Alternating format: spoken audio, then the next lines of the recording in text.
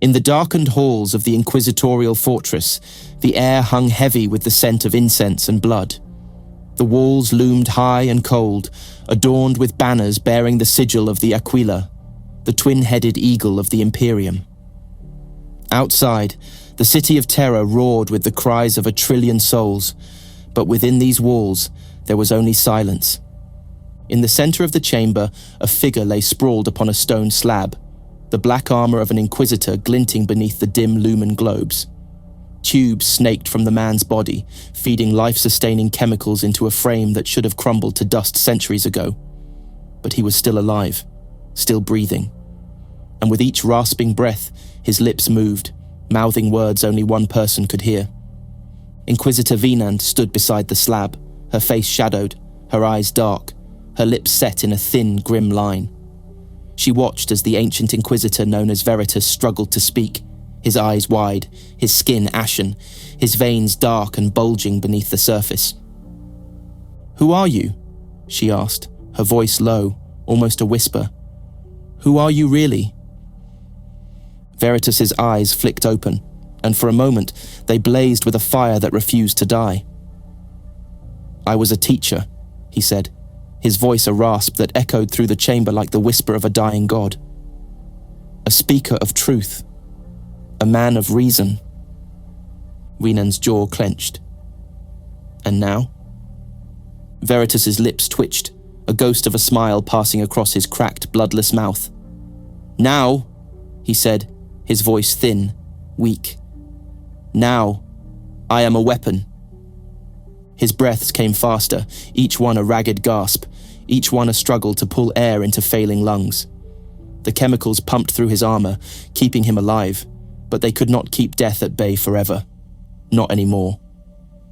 "Listen," he said, his eyes locking onto Vinan's, the intensity of his gaze burning through her like a torch. "Listen, and remember. Before Veritas, before the Inquisition, before Malkador the Sigillite, before the Siege of Terror, I was Kyril Sindermann. I was the primary iterator of the 63rd Expeditionary Fleet. I served aboard the Vengeful Spirit. I served the Emperor. I believed in reason. I believed in logic." Winan's eyes widened. The name meant nothing to her, but the weight in his words, the conviction in his voice, was undeniable.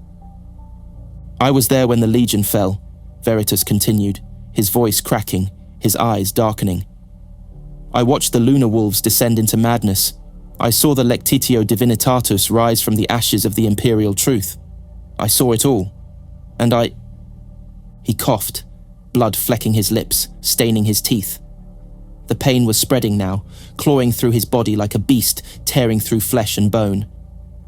"I was the one who tried to stop it," he said, his jaw clenched, his fists trembling.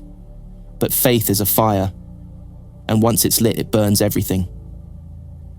Winan leaned closer, her face inches from his, her breath hot against his skin. "What did you see, Kyril? What truth did you bury?" Veritas's eyes rolled back, the whites stained yellow, his breath coming in short, sharp gasps. "Everything," he whispered. "I saw the rise of a god. I saw the fall of a man. I saw the end of reason. And I saw..." His body convulsed, the tubes shaking, the stone slab rattling beneath him. Alarms blared, red lights pulsed across the walls. "Speak!" Winan shouted, her fists slamming against the slab, her eyes wild. "What did you see?" Veritas's mouth opened, but no words came. Only a strangled gasp, a sound that echoed through the chamber like the death rattle of a dying world. And then he was still. The fire in his eyes dimmed. The tension in his fists melted away. And in that moment, Kyril Sindermann, the man who had once believed in truth above all else, died. Winan staggered back, her breaths coming in short, shallow bursts. Around her, the chamber fell silent, the alarms cutting off, the lights fading to black. But the echo of Veritas's last words lingered in the air, hanging over her like a shadow, a curse, a warning. "Everything. I saw the rise of a god. I saw the fall of a man. I saw the end of reason. And somewhere, far below, in the darkened depths of the inquisitorial fortress, the echoes of the Lectitio Divinitatus still rang through the halls, carried by voices that refused to be silenced. He is the light, he is the truth, he is the way. Before he was the man called Veritas, before he was the inquisitor who would scourge entire worlds in the name of the emperor, Kyril Sindermann was a scholar, a preacher of reason, a man who believed that truth was the only weapon humanity would ever need. He was born amidst the towering spires of terror, raised within the cloistered halls of the scholar Progenium. There, surrounded by ancient texts and crumbling tomes, he learned to wield words like blades, to dissect arguments with surgical precision, to craft rhetoric so sharp it could slice through lies as easily as a blade through flesh. Sindermann excelled in every discipline: history, philosophy, logic, rhetoric. But it was his mentor, Evander Tobias, who truly shaped him. Tobias was a man whose eyes held the weight of ages, a man who had seen the rise of the Emperor's Imperium from the ground up, a man who knew the price of truth. "You're good," Tobias said once, leaning against a stack of dusty tomes, his eyes fixed on the young Sindermann. "Too good." Sindermann raised a brow. "Shouldn't that be a compliment?"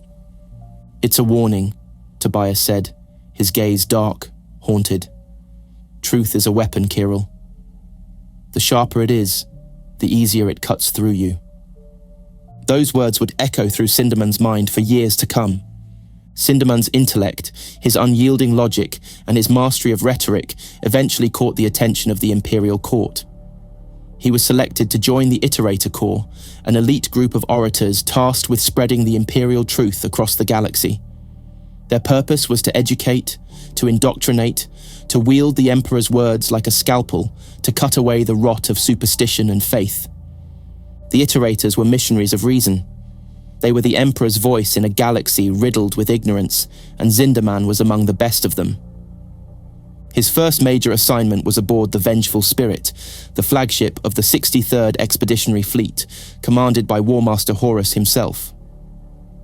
The ship was a fortress of steel and ceramite, a city in the void, a vessel that carried the Emperor's vision of a galaxy united under logic and reason. Sindermann was given quarters in the Central Archive, a vast labyrinthine chamber filled with shelves of scrolls, books, and data slates chronicling the histories of countless worlds. It was a scholar's paradise, a place where knowledge was as abundant as oxygen and twice as intoxicating. But Sindermann was not there to learn, he was there to teach. Among the Lunar Wolves, there was one who listened more intently than the others. Garviel Loken, captain of the 10th Company, was a man of reason in a legion of warriors. Unlike the others, he sought Sindermann out, eager to discuss the deeper questions, the nature of truth, the purpose of the crusade, the Emperor's vision of a galaxy free from faith. Sindermann and Loken would meet in the observation decks late at night, the stars stretching out like a sea of cold, unblinking eyes. "Why does the Emperor care so much about the truth?" Loken asked one night, leaning against the glass, his breath fogging the surface. "Why not just let them believe in gods and spirits? It keeps them in line, doesn't it?" Sindermann shook his head, his eyes fixed on the darkness outside. "Faith is a poison, Garviel. It clouds the mind. It makes men believe they are being guided by something greater than themselves. The Emperor wants us to see reality for what it is, a vast, uncaring void filled with things that would devour us given the chance." Loken's jaw tightened, his fists clenching. "And what about us?" Sindermann turned to him, brow furrowed. "What about us? If the universe is just a void, what are we fighting for?" Sindermann said nothing, because that was the one question he had never been able to answer. As the crusade advanced, so did the Imperial Truth. Sindermann lectured to legionnaires, remembrancers, and iterators alike. He became a preacher of logic, a man who could turn reason into a rallying cry, a man who wielded words like weapons. "Faith is a lie," he would say, his voice ringing through the amphitheater aboard the Vengeful Spirit. "Faith is a shackle that binds the mind. a prison for the intellect. We are not here to save souls. We are here to liberate them. The audience would nod, eyes fixed on him, minds absorbing every word like gospel. Sindermann could feel the power of it, the surge of energy that came from standing at the pulpit, from being the voice of the Emperor's truth. But there were whispers in the dark corners of the ship, voices that spoke of things unseen, rumors of men who had seen visions, who had heard voices, who had felt the touch of things that should not be. And Sindermann, who had once been so certain, so sure of the Imperial Truth, felt those whispers worming their way into his mind. Because deep down, buried beneath the rhetoric and the logic, there was a question that had haunted him since the day he had left Terra. If the Emperor was the greatest psyker who had ever lived, a man who could bend reality to his will, a man who had walked through the warp and returned unscathed, why did he preach that gods did not exist? Why did he deny the existence of demons, of spirits, of things that had devoured entire worlds and left nothing but screams in their wake? And why did men like Evander Tobias disappear without a trace after asking that very question? As the days wore on, Sindermann buried those questions beneath lectures and scrolls and debates with Loken. But in the darkest hours, when the ship was silent and the void outside seemed to press against the hull like a great suffocating hand, the whispers came back. And they carried with them the scent of blood and the sound of screams. The world designated 6319 was a blight on the galactic map. A feral, war-torn planet caught in the grip of a tyrant king who proclaimed himself a god. The lunar wolves descended upon it like the wrath of the Emperor, and the conquest was over in days. Cities crumbled, temples burned, and the king's priests were dragged through the streets, their blood staining the altars they had once stood upon. From the observation decks of the Vengeful Spirit, Kyril Sindermann watched the destruction unfold. The sky boiled with smoke. The ground shuddered under the thunder of bolter fire and the roar of tank treads. From the void above, it looked like a world drowning in its own blood. It was just another day in the Great Crusade, another planet brought to heel, another false god unmade. But something happened on 6319 that would shatter everything Sindermann believed. In the aftermath of the battle, the remembrancers and iterators were permitted to walk among the ruins, recording the aftermath, chronicling the devastation. Sindermann, accompanied by a handful of remembrancers, found himself wandering through the remains of a temple that had once been a place of worship to the so-called God King. The air was thick with the scent of blood and burning flesh. Statues lay in pieces, their eyes gouged out, their hands severed. Blood-soaked banners fluttered from broken columns, the screams of the dying still echoing through the hall. Sindermann moved deeper into the temple, his breath coming in short, shallow bursts. The place felt wrong, like a wound that refused to heal. The walls were covered in symbols, jagged, angular runes that seemed to writhe beneath his gaze. "What do you make of it?" asked Euphrati Keeler, her hololith camera clutched to her chest. Sindermann shook his head, the hairs on the back of his neck standing on end. "I don't know," he said, his voice low. "But it feels ancient." "Ancient?" Keeler asked, her brow furrowed. "Older than the Crusade?" "Older than Terra," Sindermann said, his eyes fixed on a massive stone idol that loomed over the altar. A creature with 100 eyes and a mouth that stretched impossibly wide. They found Xaver Jubal in the deepest chamber. The lunar wolf's Astartes was on his knees, his helmet discarded, his eyes wide and unseeing. His hands twitched at his sides, fingers clawing at the air, his lips moving as if reciting some unheard litany. "Jubal?" Sindermann said, stepping forward. "Are you injured?" Jubal's head snapped around, and Sindermann's blood turned to ice. The Astartes' eyes were black, pupils dilated to the size of coins, his mouth stretched into a grin too wide to be human. "Blessed is he," Jubal said, his voice a rasping, gurgling drawl. "Blessed is he who walks in the shadow of the gods." Sindermann stepped back, his mind reeling. This was not Jubal's voice. This was not the voice of any man. It was deeper, darker, a sound that gnawed at the edges of reason. "What gods?" Sindermann whispered, his fists clenched, his breath shaking. "There are no gods." Jubal threw back his head and screamed, a scream that echoed through the chamber, a sound that wasn't human, a sound that shook the very stones beneath their feet. And then, his body convulsed, his back arched, his arms flailed, the muscles spasming as though something inside him was trying to tear its way out. Keela raised her hololith camera, the lens shaking as she tried to capture the scene. Jubal's body twitched, his jaw snapping open, his eyes rolling back. And then, he spoke. "Blood for the blood god," he snarled, his voice layered with a dozen other voices, each one speaking in perfect unison. "Skulls for the skull throne." The room grew colder. The air thickened, heavy and oppressive, as though the very fabric of reality was straining to contain the thing that was now speaking through Jubal. Sindermann felt the ground tremble beneath his feet, felt the walls pulse as though they were breathing. "What is this?" Keela gasped, her eyes wide, tears streaming down her face. "It's a demon," Sindermann said, his voice a whisper. "This is what the Emperor warned us about." The ground split open, the stone idol shattered, its face crumbling, its eyes bursting like overripe fruit. From the cracks in the floor, a black mist began to seep, cold, dark, crawling like a living thing. The mist rose around Jubal, wrapping itself around him, sinking into his skin. He screamed, the sound raw and animalistic, as his flesh began to blister and bubble. His veins bulged, his muscles swelled, and his skin split open, spilling black ichor across the floor. And then, Jubal was gone.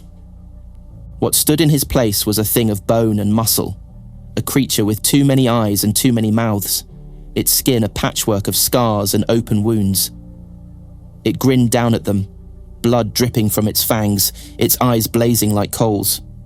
Sindermann fell to his knees, the breath stolen from his lungs, his mind shattering beneath the weight of the thing that loomed over him. The Imperial Truth said there were no gods, no demons, no spirits. But this thing standing before him was a god, or something worse. Keela screamed, her camera clattering to the ground as she stumbled back, eyes wide, mouth open in a silent scream.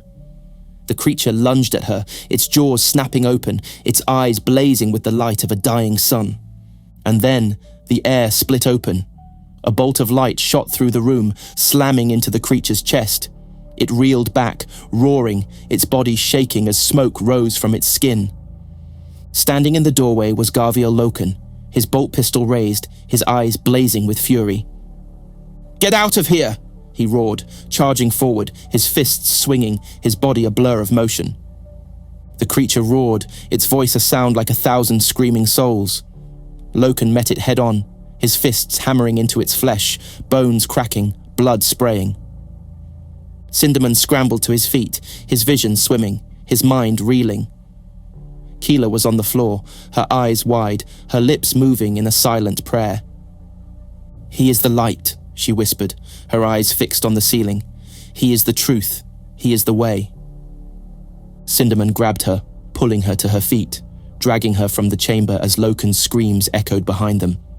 And as they stumbled into the corridor, the doors slammed shut behind them, the sound like a coffin lid slamming closed.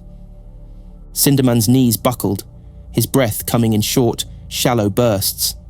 His mind was a whirl of chaos, of voices, of screams, of blood and black ichor and the face of a man who was no longer a man.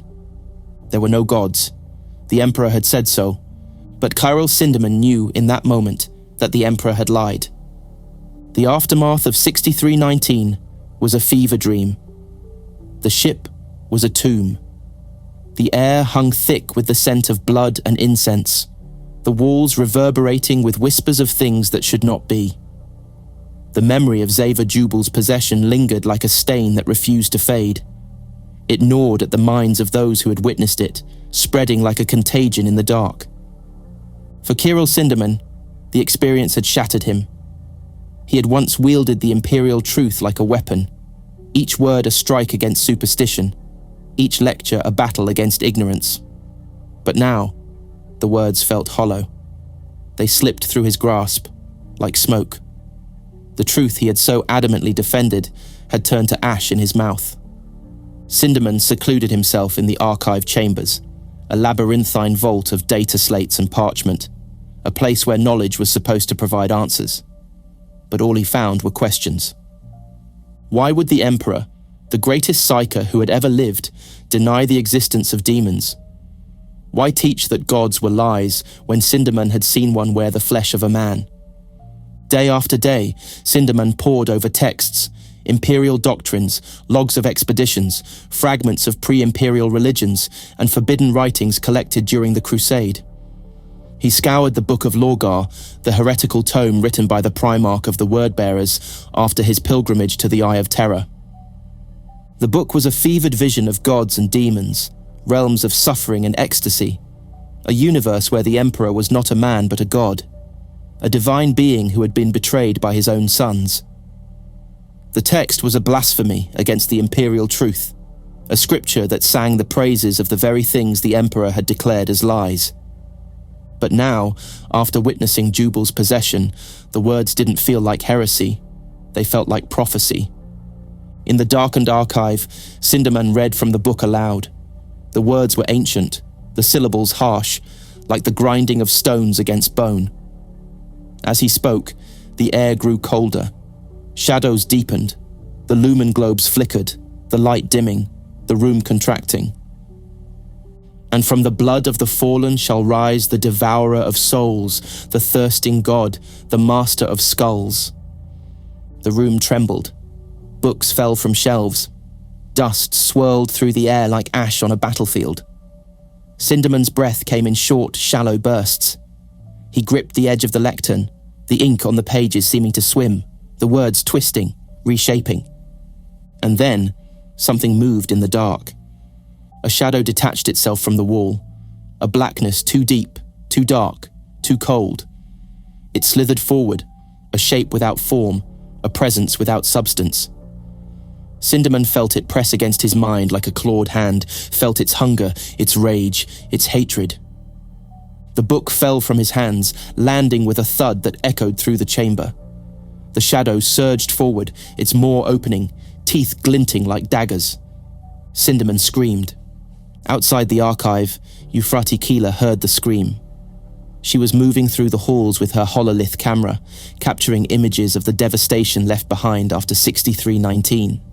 The broken bodies of men who had once been lunar wolves, their faces twisted in death, eyes staring into nothing. The scream cut through the air like a knife, a sound that was not entirely human. Keeler dropped her camera, her feet moving of their own accord, her heart pounding against her ribs. When she burst into the archive, the air was thick with the scent of sulfur and ash. The lumen globes flickered, casting wild, twitching shadows across the walls. And in the center of the room, Sindermann lay on the floor, his eyes wide, his skin ashen, his mouth open in a silent scream. Above him loomed the shadow, a thing with too many eyes and too many mouths, its form constantly shifting, its voice a chorus of 1,000 screams. It hung over Sindermann, its jaws widening, teeth glinting.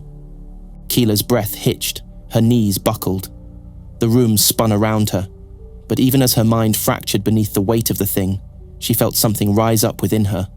A heat, a fire, a light. "No," she whispered, her voice trembling. "No."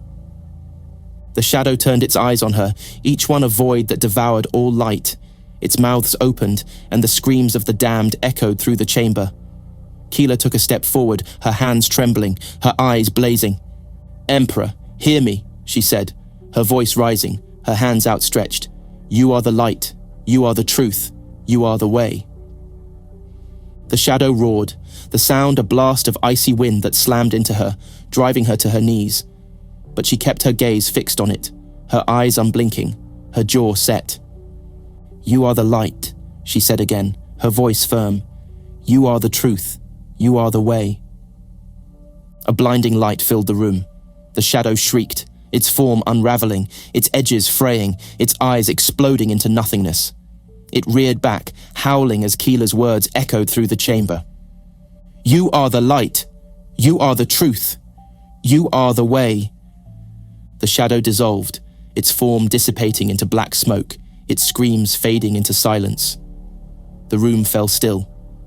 The air was thick with the scent of burning flesh and blood. Keeler collapsed to the floor, her eyes rolling back, her body going limp. Sindermann gasped, air flooding his lungs like a drowning man breaking the surface. He staggered to his knees, his hands shaking, his mind reeling. The book lay open before him, its pages blank, the ink burned away. Keeler lay unconscious beside him, her breathing shallow, her skin cold and clammy. Sindermann crawled to her, his fingers brushing her face. "Keeler?" he whispered. "Keeler?" She did not respond. Her eyes remained closed, her lips slightly parted. But even as she lay there, as still as death, her mouth moved, shaping silent words, words that echoed through the chamber, like the last breaths of a dying world. "He is the light," she whispered. "He is the truth. He is the way." Sindermann's mind shattered. The Imperial Truth was a lie. He had seen the demonic. He had seen the shadow. He had seen Keeler wield faith as a weapon, driving the creature back with nothing but the power of belief. Faith was real. Gods were real. The Emperor was a god. And somewhere deep within the vengeful spirit, whispers of the Lectitio Divinitatus spread like a virus, infecting the minds of those who had seen the impossible and would never be the same again. The Emperor was a man. The Emperor was a god. The Emperor was both. And in the darkened halls of the vengeful spirit, faith was rising. After the incident in the archive chambers, Kyril Sindermann was a man unmoored. He moved through the corridors of the vengeful spirit like a ghost, eyes sunken, hands trembling. The walls seemed to press in on him, the shadows whispering secrets he could not unhear. The Imperial Truth had been his anchor, a creed of reason, logic, and empirical reality. But now, the truth was a lie. He had seen it himself. He had seen the demonic. He had felt its breath on his skin, had heard its screams echo through his mind. And he had seen Euphrati Keeler, a mere remembrancer, banish it back to the warp using nothing but the power of faith. Faith. The very thing Sindermann had preached against for years. Now, as Keeler lay comatose in the Medicae bay, her lips still moving in silent prayer, Sindermann could not shake the feeling that he was drowning in a sea of unanswered questions. And he knew where he had to look for answers. The Book of Lorgar. The book had been confiscated years ago, seized during the conquest of a world that had been brought to heel by the word-bearers, Lorgar's fanatical sons. The tome was a blasphemy, a scripture that sang the praises of gods and demons, a testament to Lorgar's pilgrimage through the Eye of Terror. Sindermann had been warned not to read it. The words were poison, the doctrines heretical, the pages stained with the blood of the innocent. But Sindermann was beyond warnings now. He was a man seeking answers, a man with nothing left to lose. The archive was empty when he arrived, the lumen globes flickering, the shelves shrouded in shadow. The scent of burning parchment still lingered in the air, a reminder of the demon that Keeler had banished. The Book of Lorgar lay where he had left it, its cover blackened, the pages singed. Sindermann's hands shook as he picked it up, the weight of it heavier than he remembered. The binding was cold against his skin, and as he opened it, the air seemed to thicken, the room growing darker, colder. The words were written in a language he could not understand, a jagged, angular script that seemed to twist and writhe across the page like a living thing. But beneath each line of dark, spidery text, someone had scrawled translations in charcoal. Sindermann's eyes flicked over the words, his breath quickening. It was a prophecy, a vision of gods and demons, of blood and fire, of worlds drowning in darkness. From the eye shall rise the beast with 1,000 mouths, and it shall devour the light of 1 billion souls. The words swam before his eyes, the ink seeming to ripple and twist, as though the book itself were alive. Sindermann's hands tightened around the pages, his knuckles white. For the blood of men shall quench the thirst of the blood god, and the skulls of the fallen shall line the throne of the Dark One. The room seemed to grow colder, the air thick with the scent of ash and sulfur. The shadows in the corners deepened, writhing, pulsing, as though something waited just beyond the edge of the light. Sindermann's breath hitched, the words blurred, the ink pooling, running, forming new shapes, new symbols. The book felt heavy in his hands, its spine creaking, the pages trembling. And then he saw it, a single line scrawled in red ink, the letters jagged, the words a snarl. The Emperor is not a man, the Emperor is a god. Sindermann staggered back, the book slipping from his hands, falling to the floor with a heavy thud. The words echoed through his mind, each one a hammer strike against the foundation of his beliefs. The Emperor is a god. The Emperor is a god. The Emperor is a god. No, Sindermann whispered, his voice shaking. Number. That's a lie. That's heresy. But the words would not leave him. They sank into his mind like poison, worming their way through his thoughts, digging deeper and deeper. The Emperor is a god. Sindermann's days became a blur. He spent hours in the archives, poring over the Book of Lorgar, searching for some explanation, some answer, some truth that would dispel the darkness clawing at the edges of his mind. But the more he read, the more the words began to change. The ink bled through the pages, forming new symbols, new shapes. The letters twisted and coiled, the words writhing like worms beneath his gaze. Every passage spoke of gods and demons. Every line sang the praises of a divine emperor. Every word was a dagger in the back of the Imperial Truth. The Emperor is a god. Sindermann slammed the book shut, his breaths coming in short, ragged bursts. His hands shook, his skin cold and clammy.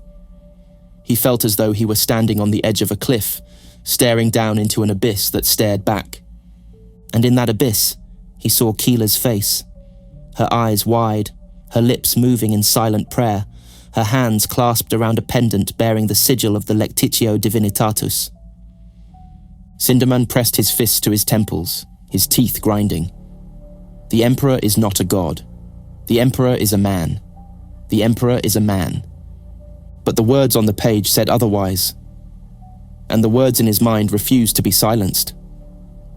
In the days that followed, rumors spread through the ship. Kyril's followers gathered in the lower decks, chanting her words, whispering of visions, of miracles, of a god wrapped in golden light. The Lectitio Divinitatus was no longer a fringe cult, it was a faith. And Sindermann could feel its tendrils worming their way through the ship, through his mind, through his very soul. The Emperor is a god. The Emperor is a god. The Emperor is a god. The chanting echoed through the halls, the voices rising like a storm, a wave, a tidal surge that threatened to drown him. Sindermann sat alone in the archive, the Book of Lorgar open before him, the ink running down the pages like blood, each line screaming the same words over and over. The Emperor is a god. And in the Medici Bay, Kyril's lips moved in silent prayer, her voice a whisper that echoed through the darkness, a prophecy that would not die. He is the light. He is the truth. He is the way. The air aboard the vengeful spirit was suffocating. The walls seemed to close in, the darkness pressing down like a weight that could not be lifted. The whispers of the Lectitio Divinitatus echoed through the corridors, carried on the breath of the fearful, the broken, the lost. The Emperor is a god. The Emperor is a god. The Emperor is a god. Kyril Sindermann moved through the ship like a man lost in a waking nightmare. The archive had become a tomb. The halls had become a labyrinth of faith and madness. And the Lectitio Divinitatus was spreading like a virus. Everywhere he looked, he saw signs of the faith. Men and women huddled in darkened corners, clutching parchment scrawled with Euphrati Kyril's words, their eyes blank, their mouths moving in silent prayer. The air was thick with incense, the scent cloying, suffocating. But Kyril herself was still unconscious, trapped in a coma-like state, her lips still moving, her voice still a whisper. He is the light. He is the truth. He is the way. Sindermann could not look at her, could not bear to see the woman who had once been a chronicler, a remembrancer, a witness to the truth, now reduced to a vessel of faith, a prophet of a god that was never supposed to exist. In the darkened halls, Sindermann found Mercedes Ollerton. Her face was gaunt, her eyes hollow. She clutched a stack of data slates to her chest, her hands shaking. "Kyril," she said, her voice a rasp. "They're killing them." Sindermann frowned, his brow furrowing. "Killing who?" "The remembrancers," Mercedes said, her eyes darting left and right, as though afraid the walls themselves might hear her. Back in the archive chambers, Sindermann, Mercedes, and the unconscious Keeler huddled together in the dark. The walls seemed to press in, the air too thick, too hot, too thin.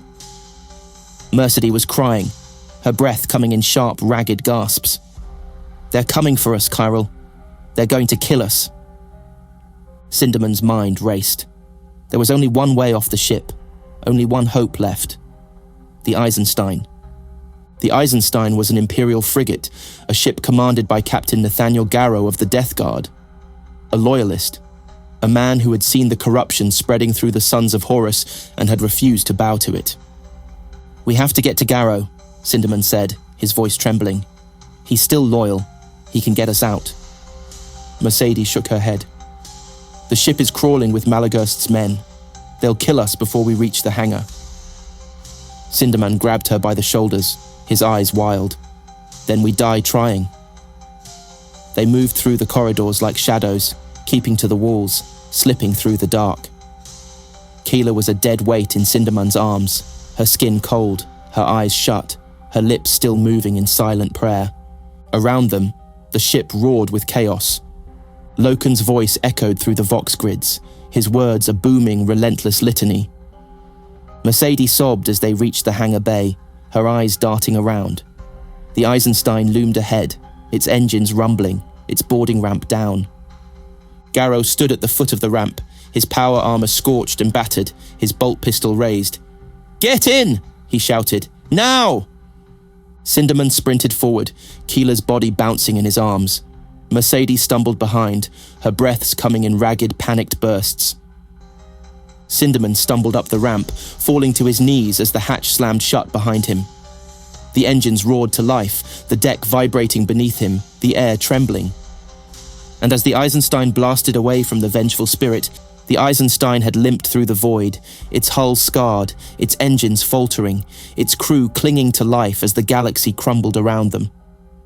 Inside, Kyril Sindermann sat alone in a darkened chamber, his back pressed against the cold steel wall. The air was stale, thick with the scent of blood and sweat, and the acrid tang of burnt metal. The screams of the dying still echoed through his mind. Beside him, Euphrati Keeler lay unconscious, her skin pale, her breaths shallow. Mercedes Ollerton hovered nearby, her eyes red and raw, her fingers knotted together. "What happens now?" Mercedes asked, her voice small, fragile. Sindermann said nothing. What could he say? Everything he had once believed in was gone. The Imperial Truth was dead. The Emperor was a god. The galaxy had become a graveyard of reason and logic, a tomb where faith reigned supreme. But then the door slid open, and in stepped Nathaniel Garrow. His power armor was battered, his face gaunt, his eyes hollow. He moved like a man who had seen the abyss and found nothing but darkness. "We've reached Terra," Garrow said, his voice flat. "But it's worse than we thought." Terra was burning. The streets were choked with refugees. The sky was black with smoke. The spires of the Imperial Palace loomed like the bones of a long-dead god, shrouded in ash and fire. The galaxy was tearing itself apart.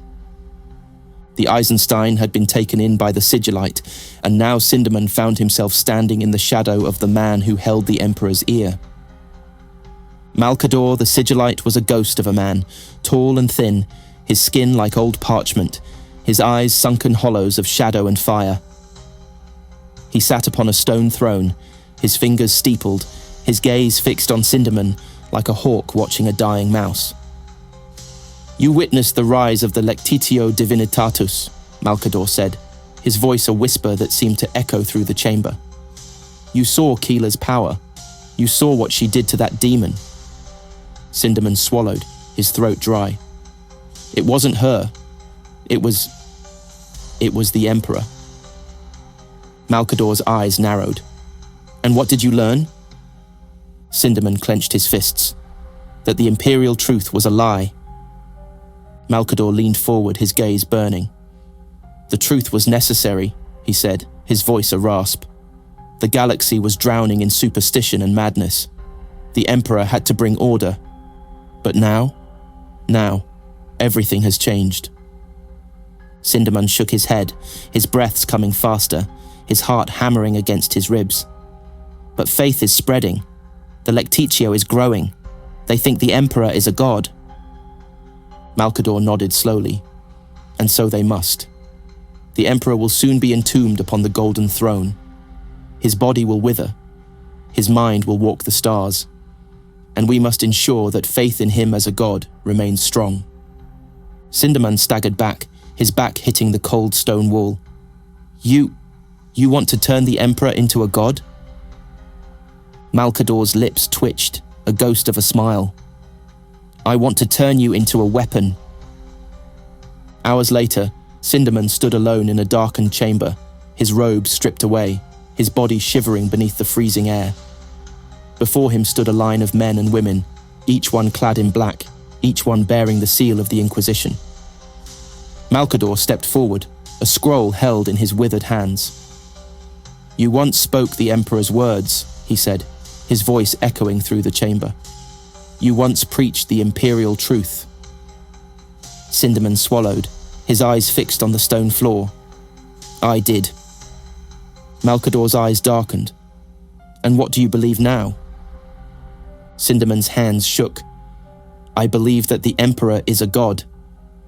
Malkador smiled, a cold, hollow smile. Good, he said. Then you are ready. He raised the scroll, unrolling it, the parchment crackling like old bones. In the name of the Emperor and the Sigillite, I name you Lastan Nimagion Veritus, Inquisitor of the Ordo Malleus. Sindermann's breath hitched. The words struck him like a hammer, each one driving him deeper into the abyss. Inquisitor. The word tasted like ash in his mouth. Your task, Malkador said, stepping closer, is to root out the remnants of the Imperial Truth. Find those who refuse to believe. Find those who still speak against the Emperor's divinity. Find them and burn them. Sindermann's fists clenched, his nails biting into his palms. Burn them? Malkador leaned close, his eyes dark, bottomless voids. Yes, he whispered. Burn them, and let their screams echo through the galaxy, a hymn to the Emperor's glory. Days later, Sindermann stood in a darkened cell, the scent of blood and smoke clinging to the air. Before him, a man knelt, his hands bound, his eyes wide, his face bruised and bloodied. You spoke against the Emperor, Sindermann said, his voice cold, dead. You said he was a man. The man's lips trembled. That's what he told us. That's what he said. Sindermann drew a bolt pistol, its barrel gleaming beneath the cold lumen globes. The Emperor is a god, he said, his finger tightening on the trigger, and I am his word. The man's scream echoed through the cell. The shot rang out, the sound a thunderclap that reverberated through Sindermann's skull. He lowered the pistol, his breath coming in short, shallow bursts. The man's body lay sprawled at his feet, blood pooling beneath him, eyes open, mouth frozen in a final, silent scream. Sindermann turned away, his steps echoing through the corridor as he moved deeper into the darkened halls of the Inquisition fortress. The seal of the Ordo Malleus gleamed on his chest, its iron weight pressing down on his heart. He was no longer Kyril Sindermann, the iterator, the man of reason, the scholar of truth. He was Veritas, the hammer of the Emperor, the scourge of heretics. And as he walked away, his breath came out in a single whispered prayer. He is the light, he is the truth, he is the way. The galaxy was aflame. The War of the Beast had torn the Imperium apart, an apocalyptic conflict that saw worlds consumed by the Orc warlord known as the Beast, whose armies moved like a plague of locusts, devouring everything in their path. But the Orcs were not the only threat. Within the halls of the Senatorum Imperialis, the High Lords of Terror bickered and schemed, their voices rising in heated debates as the Imperium burned around them. Faith in the Emperor was faltering.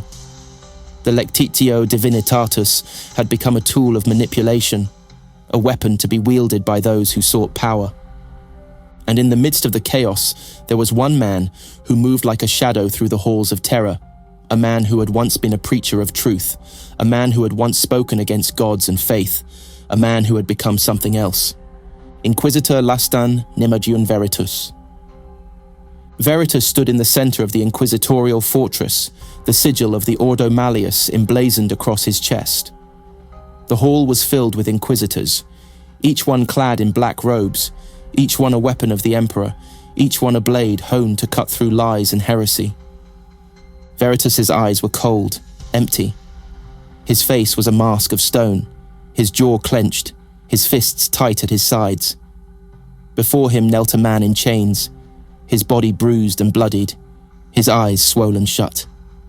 The man had been one of the High Lords, a voice of dissent, a man who had spoken against Veritus's rise to power, a man who had questioned the necessity of burning those who refused to embrace the Lectitio Divinitatus. Now, he knelt in the dirt, blood pooling beneath him, his breathing shallow and labored. Veritus raised his bolt pistol, its muzzle pressing against the man's forehead. "You said the Emperor was a man," he said, his voice low, a rasp. "You said he was flesh and blood. You said he was mortal." The man whimpered, his lips quivering, his body shaking. "Please, please." Veritus's finger tightened on the trigger. "The Emperor is a god," he said, his voice devoid of emotion. "And I am his word."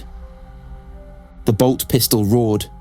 The man's skull exploded, bone and blood splattering the floor, the echoes of the gunshot reverberating through the hall. Veritus holstered the weapon, his eyes scanning the assembled inquisitors. "Let this be a lesson," he said, his voice carrying through the chamber like a funeral bell. "Doubt is heresy. Faith is truth. The Emperor is a god." The inquisitors bowed their heads in unison, their voices rising in a single unified chant. "He is the light. He is the truth. He is the way." Outside, the war raged on. Orc attack moons hung above Terra, colossal war machines that blotted out the sun, casting long, dark shadows across the world. Armies of orcs flooded the streets, their roars echoing through the hive cities, their guns thundering as they slaughtered without mercy. Veritus moved through the chaos like a wraith. The city was in flames, the streets choked with the dead and the dying. Imperial guardsmen fell back in disarray, their lines shattered, their morale broken. The orcs moved like a green tide, their axes swinging, their guns firing, their laughter a guttural roar.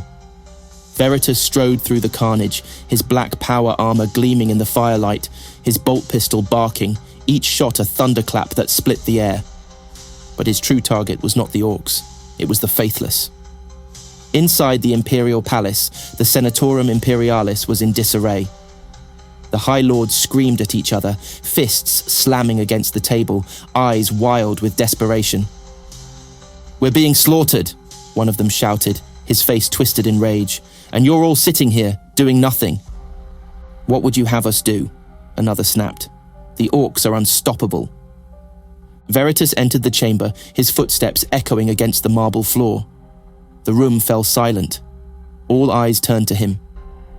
"Your bickering is heresy," Veritus said, his voice a low, venomous hiss. "The Emperor sees all, he hears all, and he does not forgive." One of the High Lords stood, his robes fluttering, his eyes burning.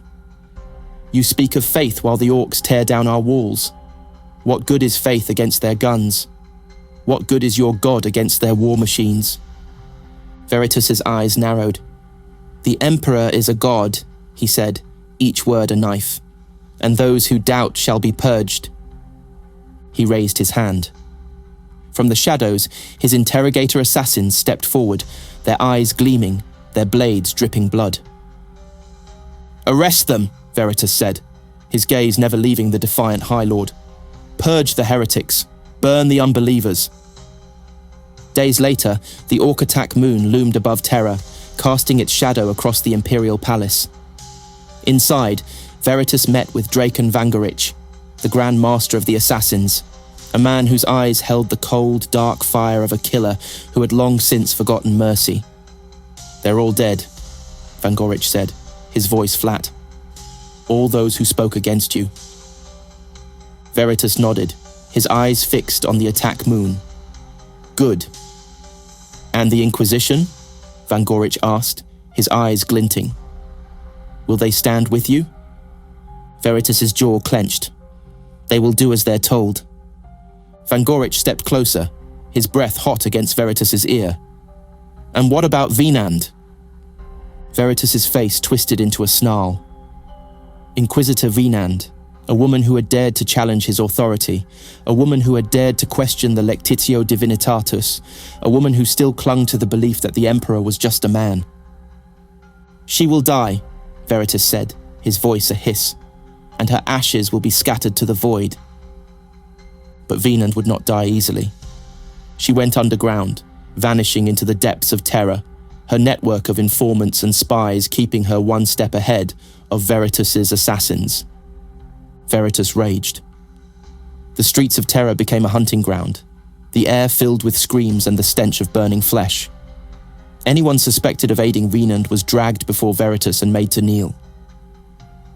"Where is she?" Veritas demanded, his bolt pistol pressed against a man's forehead. The man sobbed, tears streaming down his cheeks. "I don't know. I don't know." Veritas pulled the trigger. The gunshot echoed. Blood sprayed. The body fell. Veritas stepped over the corpse, his eyes dark, his breath coming in short, ragged bursts. "The Emperor is a god. The Emperor is a god. The Emperor is a god." And Veritas was his fist. The Imperial Palace was a mausoleum. The air was thick with the scent of ash and burnt parchment. The corridors echoed with the distant screams of the dying, the whispers of the condemned, the hymns of the faithful. In the darkened depths of the inquisitorial fortress, a man lay dying. Lastan Nimagian Veritas, once known as Kyril Sindermann, was a shadow of the man he had once been. The black power armor that had sustained him for centuries now seemed a prison, a shell of iron and ceramite that weighed on his failing flesh like a tomb. His breaths came in short, shallow gasps, each one a struggle against the poison that burned through his veins. His eyes were sunken, his skin drawn tight across his bones. Around him, the world blurred and twisted, shadows dancing at the edges of his vision. And at the foot of the slab where he lay, stood Inquisitor Vinand. Vinand's face was gaunt, her eyes dark hollows. She loomed over Veritas like a wraith, her fists clenched, her jaw tight. In her hands, she held the data slate that had exposed Veritas's final deception, the secret he had buried beneath centuries of lies and blood. "You're dying," she said, her voice flat. "And before you die, you will tell me everything." Veritas's lips twitched, a ghost of a smile. "Everything?" he rasped, his voice weak, a mere shadow of the man he had once been. "That would take too long." "Then start with the beginning," Vinand said, stepping closer. "Start with Kyril Sindermann." Veritas's eyes drifted closed. Memories swirled through his mind. Memories of a ship lost in the void, a temple drenched in blood, a demon that had worn the face of Zeva Jubal. "I was a man of reason," he said, his voice a rasp, "a scholar, an iterator. The Emperor sent me to spread the Imperial Truth, to teach the galaxy that there were no gods. That faith was a lie." Vinand's jaw tightened. "And then you became a believer." Veritas's eyes snapped open, his gaze locking onto hers. "I became a weapon." The war of the beast had torn the galaxy apart. Worlds burned. Orcs swept across the stars like a tidal wave of blood and fire.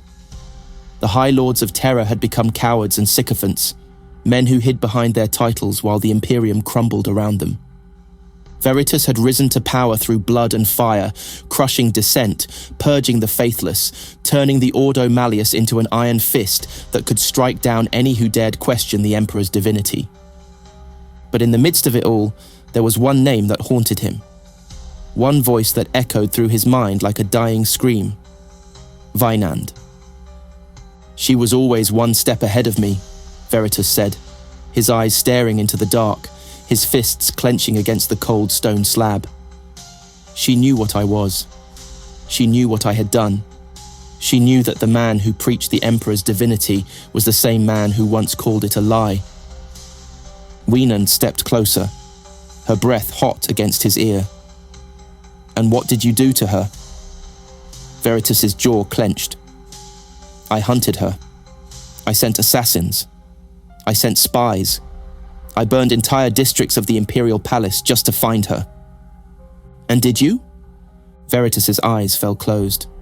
"No," he said, his voice breaking. "No." The poison was eating him alive.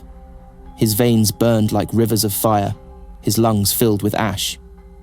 Each breath was a battle, each heartbeat a hammer strike against his skull. "Who poisoned you?" Vinand asked, her voice cold, clinical. Veritas's lips twitched, a trace of a bitter smile. "Vangorich," he said, "the Grand Master of Assassins. He wanted to shut me up, wanted to silence the man who knew too much." "What did you know?" Veritas's eyes darkened. "Secrets," he said, his voice a rasp. "Secrets that would destroy the Imperium." In his mind, Veritas was back aboard the vengeful spirit. The walls were dark, the air was cold, and in the distance he could hear the whispers of the Lectitio Divinitatus. "He is the light, he is the truth, he is the way." He saw Keela, her eyes wide, her lips moving, her hands raised as though she could hold back the darkness. He saw Garviel Loken, fists clenched, eyes wild, torn between faith and reason. He saw Zeva Jubal, his flesh twisting, his eyes black, his mouth filled with the voices of 1,000 screaming souls. "They lied to us," Veritas whispered, his eyes rolling back, the world spinning around him. "They told us the Emperor was a man. They told us there were no gods. They lied." "And you became the lie," Vinand said, her voice ablade. Veritas's fists trembled. "I had to," he said, his voice cracking. "The galaxy was burning. Faith was the only weapon we had left." "And now?" Veritas's eyes flicked to hers. "Now, the truth is all I have left." Vinand leaned over him, her face inches from his, her eyes dark, burning. "Tell me," she said, her voice a hiss. "Tell me everything." Veritas's breath hitched, his skin slick with sweat, his veins bulging against the skin. "The Grey Knights," he said, his words slurred. "The Emperor's last gift, a secret chapter of Astartes, made from his own gene seed. Psychers, demon hunters, the last line of defense against chaos." Vinand's eyes widened. "Where?" Veritas's lips trembled. "Titan," he whispered. "They're on Titan." "What else?" Veritas's eyes rolled back. The poison was spreading, his mind unraveling, his body breaking. "Vulcan," he said, the name a gasp. "The Primarch. He lives. He fights the Orcs. Caldera." Vinand's fists clenched. "And what about you?" Veritas's breath came in short, ragged bursts. "I was Kyril Sindermann," he said, his voice breaking. "I was a man of reason. I was a man who believed in truth." "And now?" Veritas's eyes flicked to hers. "Now, I am nothing." Veritas's body convulsed. The poison surged through him like fire, his limbs twitching, his jaw clenched so tight his teeth cracked. Vinand grabbed his hand, her face inches from his. "Stay with me, Kyril. Stay with me."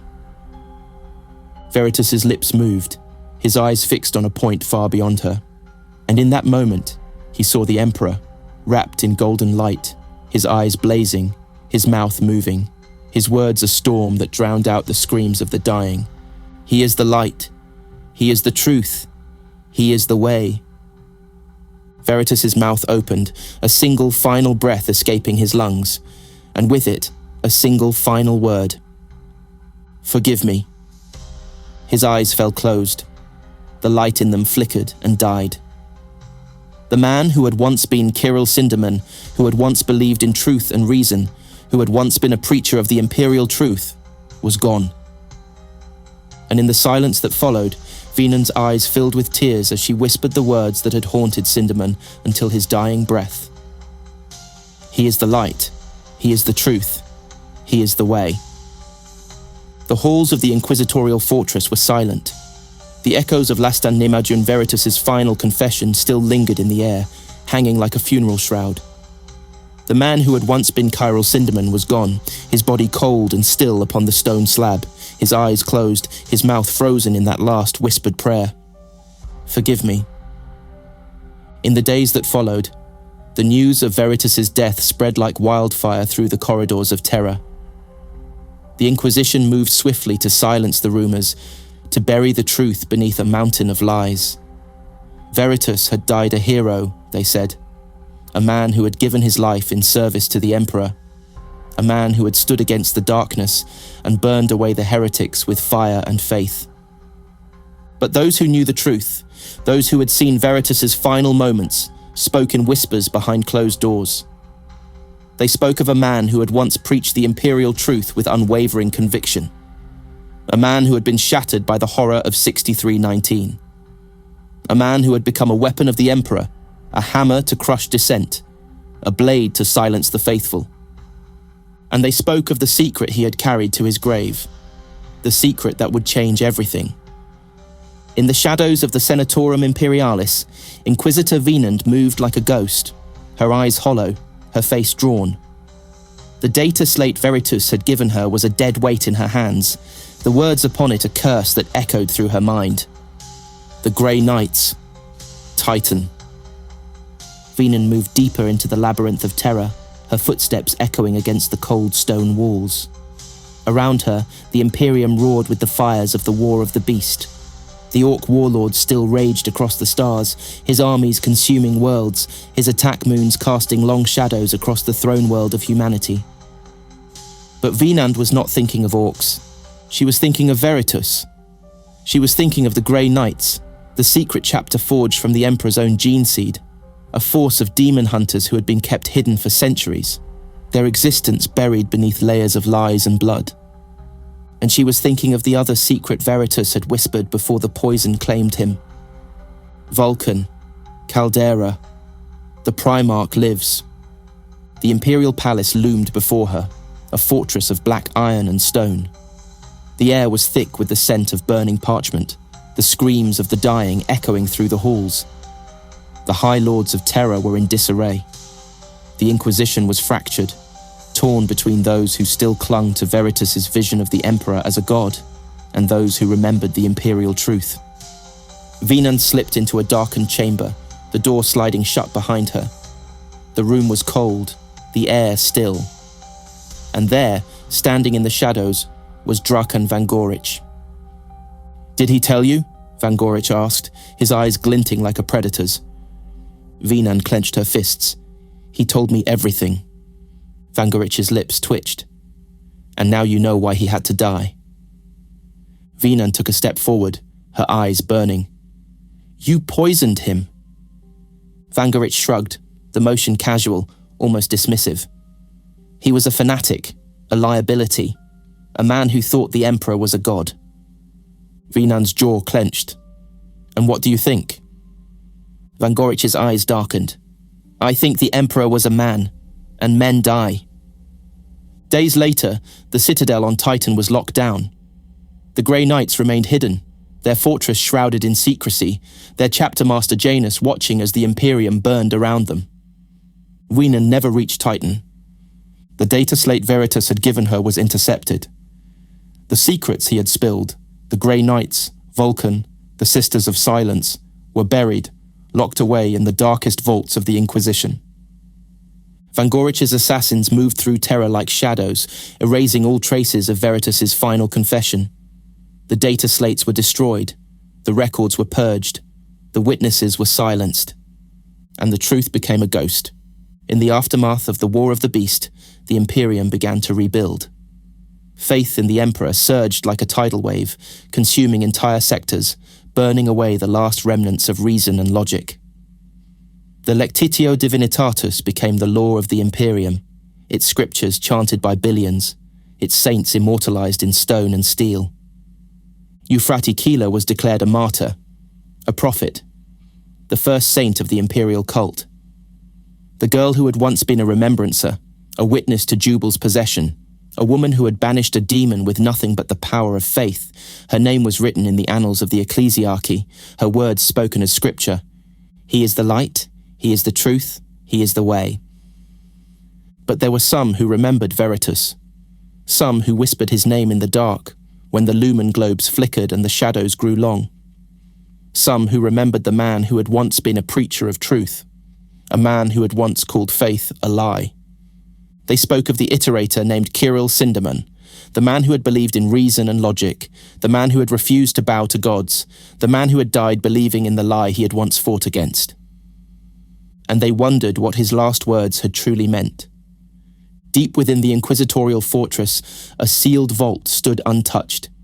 Inside, the black armor of Lastan Nimagiun Veritas lay upon a stone slab, the iron plate stained with blood and ash, the eyes of the helm dark and empty. The data slate he had given to Vinand remained locked within the vault, its secrets buried beneath 100 layers of code and encryption. The truth he had died to protect remained hidden, the words etched into the screen like a curse.